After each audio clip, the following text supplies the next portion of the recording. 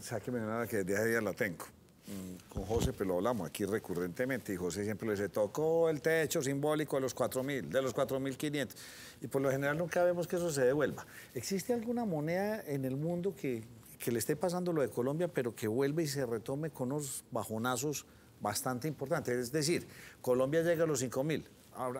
¿Hay un ejemplo mundial donde el peso colombiano vuelva a estar a 2.500 por dólar? No, no, Nacho. Ya cuando llega allá... es muy difícil. Hay un ejemplo, incluso con Colombia pasó. Con Colombia pasó por allá, en los primeros años, casi que en los primeros 4 años del gobierno de Álvaro Uribe.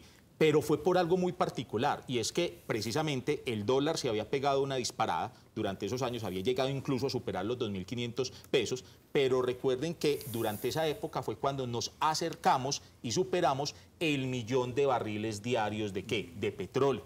Eso obviamente generó una entrada muy grande de dólares, ¿cierto? Estamos acostumbrados a producir cerca de 800.000 barriles diarios, pasamos a más de 1.000.000 de barriles. Y ahí el dólar se puso a 1.800, claro, recuerdo, era impresionante. Exacto, y el barril de petróleo estaba a 111 dólares. Claro, inmediatamente cayó el precio del dólar y se ubicó en 1.860 pesos. Pero no hay un ejemplo claro en la economía. La moneda de los países, no voy a poner el ejemplo de muchos, de los argentinos, colombianos, los chilenos, esas monedas nunca van a, o sea, ya se quedaron ahí, tocan esos techos simbólicos de los 4.500.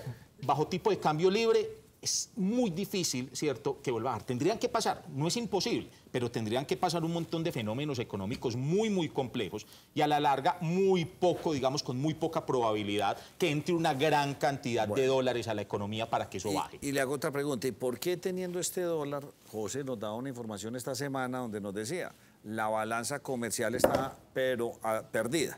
¿Y qué quiere decir eso a los que nos están escuchando? Compramos más por fuera de la casa que lo que le vendemos al resto del planeta.